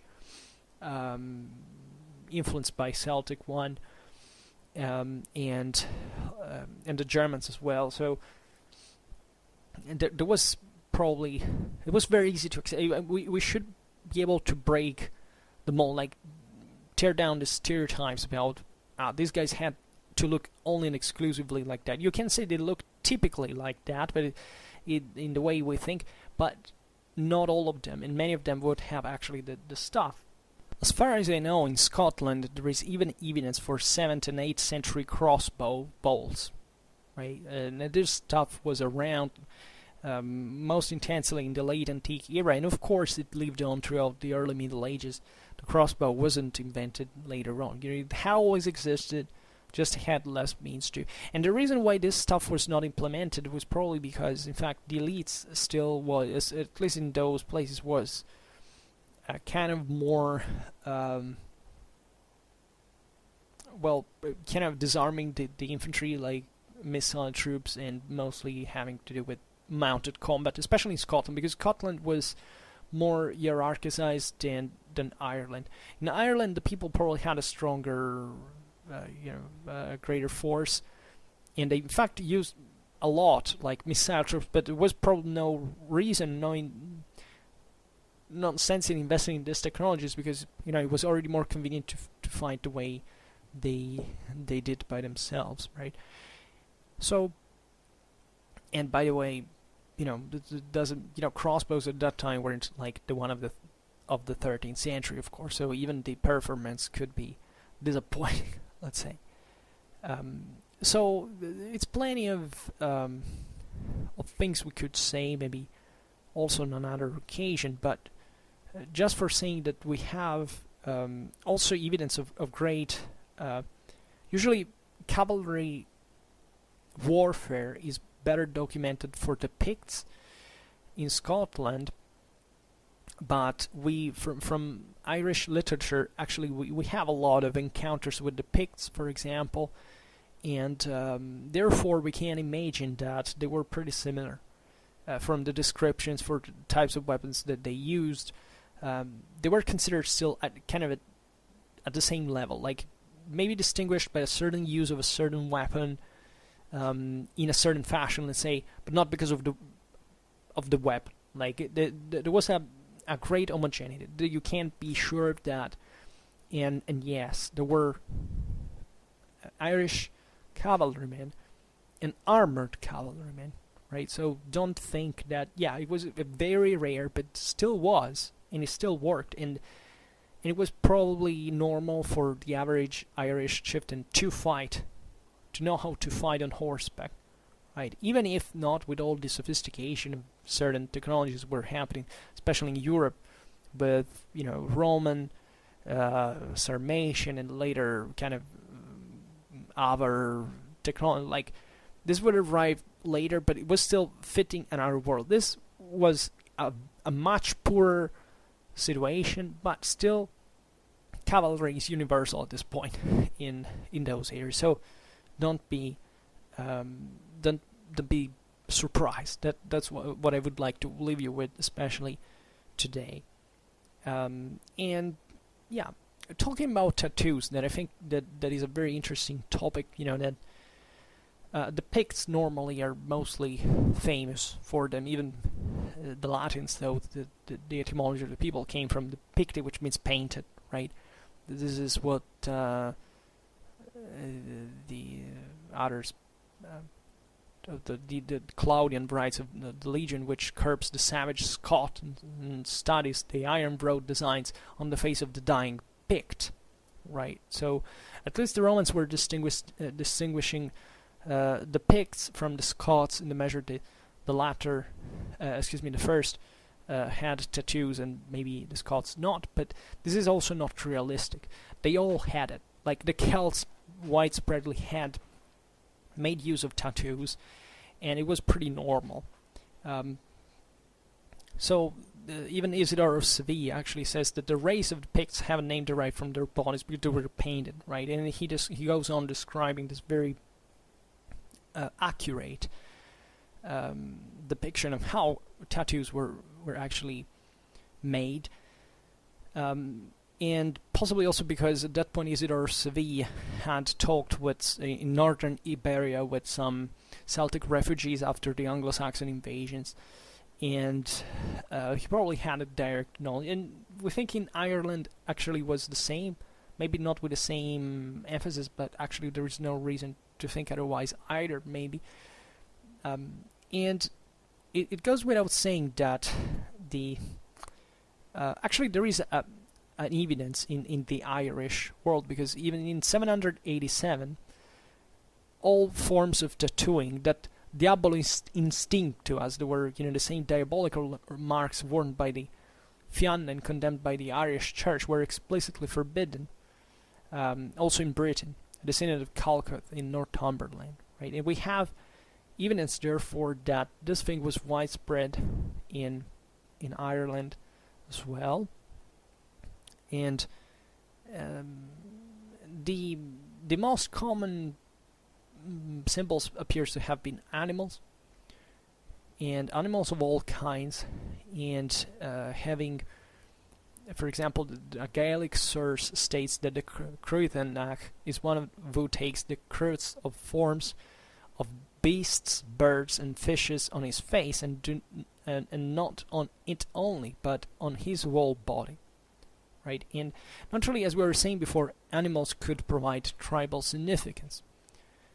And there is actually neighboring cultures also this widespread figure of lots of animals all together that are partly of the same Celtic influence actually, and that were all animals that had a symbolism more or less related to warfare.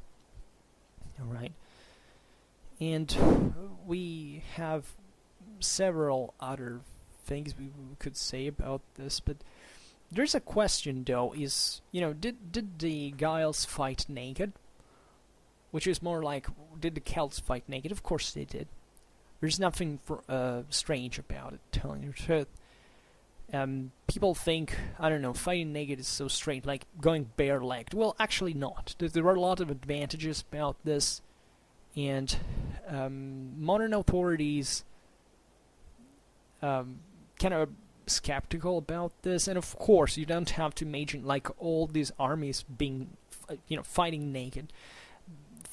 Celts and Britons referred to by the Romans as fighting naked, especially the Caledonians, were, for example, pictured naked in several Roman carved slabs, were part of some sort of elite, partly also probably those professional war bands then that used certain that were more attached to the symbolism, to the magics, to the natural contact that nudity somewhat represented. Now I'll explain how. Herodian wrote about these peoples of the British Isles like they are ignorant of the use of clothes. They tattoo their bodies not only with likeness of animals of all kinds, but with all sorts of drawings. And this is the reason why they do not wear clothes, to avoid hiding drawings on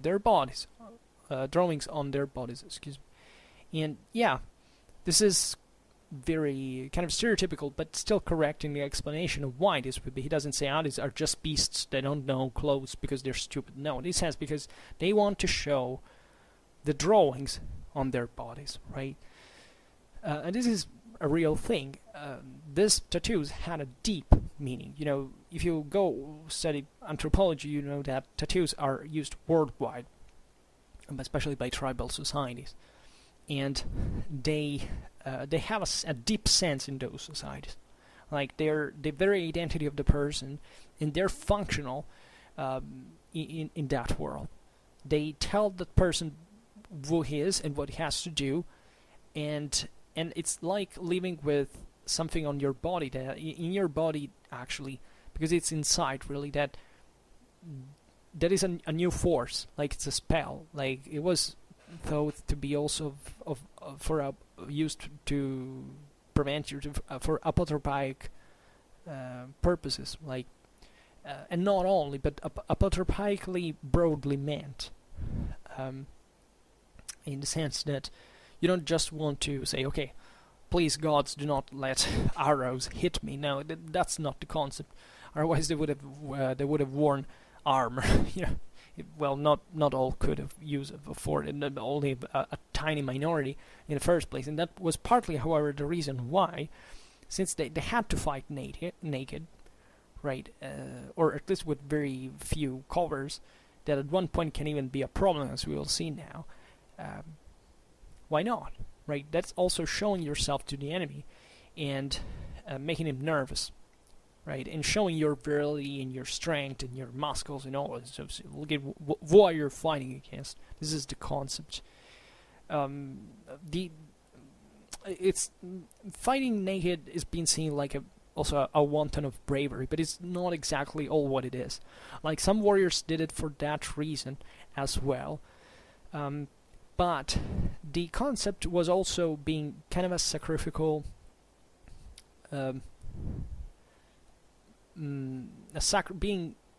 transforming yourself into a sacrifice for the gods. Like this idea of risking your life so directly, sometimes even deciding that you had to die in that combat. This happened. This happened in also much more civilized context, like in Rome. It happened.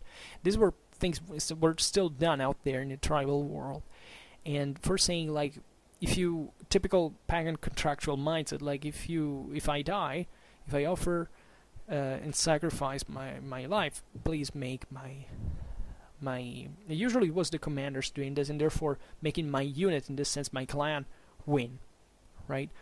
But it was not just this, it was also invoking divine protection.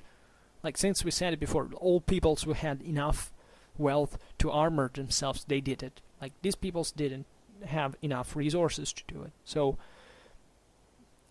even having a cloth on you, it's not really a great deal, right? Especially in combat. First of all, you get pretty winded and hot, and actually when you get wounded and you rub the wound with a dirty cloth, it's not very nice. You can get textiles stuck with mud and other stuff into your skin. Consider that these peoples used even they poisoned the tips of their spears or something like that, or they let them rust in some circumstances to infect them better. There were certain to infect the wound better, and there were certain tips that are also so barbed exactly for this very reason, creating horrendous wounds that wouldn't close themselves, right? Because one thing is having a very narrow flat blade that you can pierce someone's muscle, and you come in and out, and the wound doesn't basically open until you pull it up. Like, one thing is having, hitting someone with a barbed spearhead, which means that you destroy all the tissue and you leave it exposed to bacteria, to oxygen, and it can infect much more easily, right? So at that point, it's even better not to have much in the between. Like, it's not that a cloth can, unless it's padded in a particular way, which is still kind of expensive at the time, because padded clothes are very effective, telling the truth, but some of them wouldn't even be available. So at that point, it's better for you to fight naked. Also, you're usually lighter, fresher, and so there are practical reasons, as you understand, and especially when you are also not equipped in a way that requires that can enable you for melee, like it was the case of most of Celtic warriors, for example, against, I don't know, Roman legionnaires that by imperial times were standardly armored, and well, at that point it's better for you to have kind of lighter weapons, missile stuff, and there's no need for you to have extra weight. You just need to run and run and run, and that's fundamentally what you can do better without clothes, right? Also, you can scare the enemy, right? Literally, it's not very pleasant to have in front of you a naked Celtic warrior shouting, "Move, beast-likely," aggressing you very fastly. Consider the very few people don't consider the aggressiveness of these fights. Like, this was not a gallant duel tournament. This is really hitting to kill in the most effective way. Now, I can't say even just painful, just to kill someone. So it needed to be swift. Like, in combat, as you know, is something very rapid. It's massively unknown at this point in military history that actual melee in battle, that battles that last even multiple hours, is just a very few minutes overall in all, right? So think also about skirmishers and how long these guys ran back and forth in front of the lines in the meanwhile between a melee and another. So yeah, it's full of these considerations you can make about the advantages of so talking about the ultra elite, like, was there on the field a unit that could be kind of shock elite? Yeah, but we think there were as we think, of course, there were armored units, right? And these troops would be the ones who would also be more in kind of the way of the warrior. Right, those who had higher status and better equipment and higher training. So the idea of the champion, as we know, in the chariot warfare, is you arrive on the field, shielded by screened by your own troops, and then you would land bravery in front of the enemy lines, or even amidst the enemy lines with a chariot. Let's remember the chariots at this point that they're not for smashing. Like some had, generally speaking, the chariot can be about that. They were lighter and heavier, but fundamentally, these chariots were not used in combat. They were used just in carrying people, these champions, and taking them back and forth, like giving them a lift in the battlefield. And so these guys would be the ones who also could cause more casualties in the enemy lines, meaning that they, as the leaders, the chieftains, and we've seen how much importance it was given to them in society, in politics. They had to prove their worthiness on the battlefield as well. So, especially against a great mass of largely unarmored troops, like these guys could be really dangerous. And we think there were scale armor, that there were, armor was all but standardized in this sense. But it's difficult to kill someone with an armor with that time technology, especially in places like Ireland. It's not that you have much of a Torsion catapults or stuff. You can, of course, nobody's undefeatable, but who can meet someone who's armored from feet to head? Like, well, not literally, because at this point there wasn't anything like that, but already the torso well protected by chainmail, for example, or scale armor, or bone armor, if it's not metal, right? Well, there is a beautiful passage from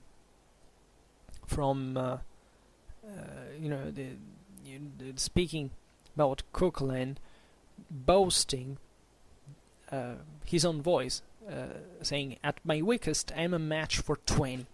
A third of my strength is enough for 30. Warriors avoid the battlefield for fear of me, and whole armies flee before me." Which in the story is not literally meant. It's literally meant, but here Cuchulainn is mocked because he's answered not bad for a boy, right? By the the concept that it takes more brains than muscles to be a good warrior, right? And it's actually very accurate. And naturally, this military edis refused every form of cowardice. These guys were supposed to fight to the death, right? And these troops, for example, Carthag's last battle in 50 AD in Britain, he had the protection of breastplates and helmets, for example. There was probably leather armor in some amount, because we know, in fact, leather armor does exist. It was not particularly widespread at all, but it still could make it's not necessarily more convenient than or effective than gambits. Would become like padded clothes, right? It can be pretty damn effective. So, but this stuff existed, right? And all Celtic societies held the warrior in high social esteem. They fought within a strict code of honor, and Celtic folklore abounds in incidents where heroes, assailed by multiple opponents, are chivalrously attacked one by one. Right? There was no glory or honor in simply swarming over an enemy. Ideally. In practice it was a bit different, of course, and it's always different, but this still reveals that such things were done, and that still requires an individual prowess that, of course, being better equipped than others grants you in part. Right? It decreases agility, but still, you're tougher to take down. And still duels did exist conceptually, like out there. and there were bravados, immense bravados, right, that were noticed, in fact, by the enemies of the Celts in this sense, and they don't have to be considered as a form of inferiority at all, because the way they fought was, as we have seen before, functional to the fact they didn't have enough protection normally. And those who had were trained like to smash the most, because they were the spearhead of the formation, and since there were a few of them, they had necessarily to have this role, right, to be fundamentally like breaking shield walls and stuff like that. We could add more, right, and there would be a lot more to say, but for today I think it's enough.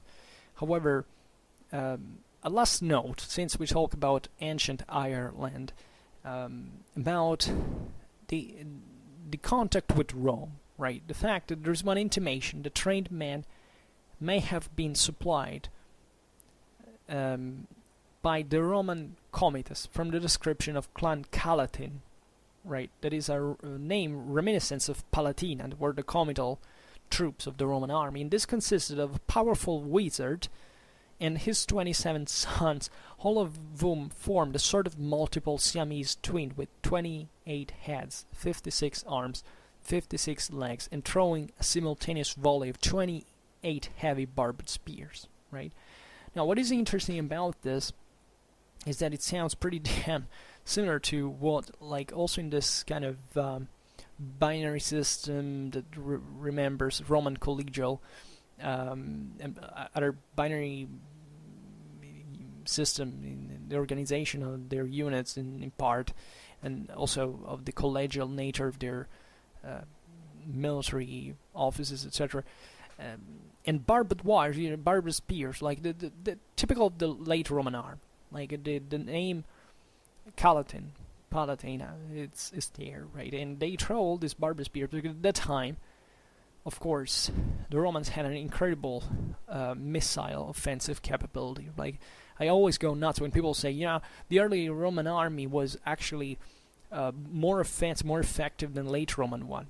And when you say something like that, you know that not only they don't know anything about the late Roman army, but they don't know anything about the early Roman army either, right? And this, I think, can be, in my opinion, one of the memories, in fact, of Roman interference in Ireland, and let's say that we can deepen maybe one day as a topic for a new video, and like as a warning, like to be aware about the fact that Ireland was not isolated, that Gaelic military culture was a big deal.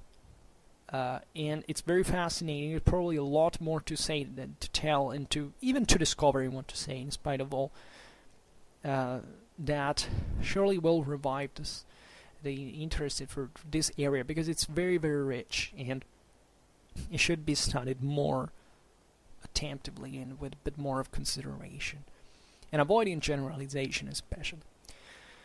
Alright, so for today, I hope that you enjoyed this video. If you did, please share it, otherwise leave a like or subscribe to my channel if you're interested in my upcoming contents. And for now, I thank you heartily for listening to me. I wish you a nice time and see you next time.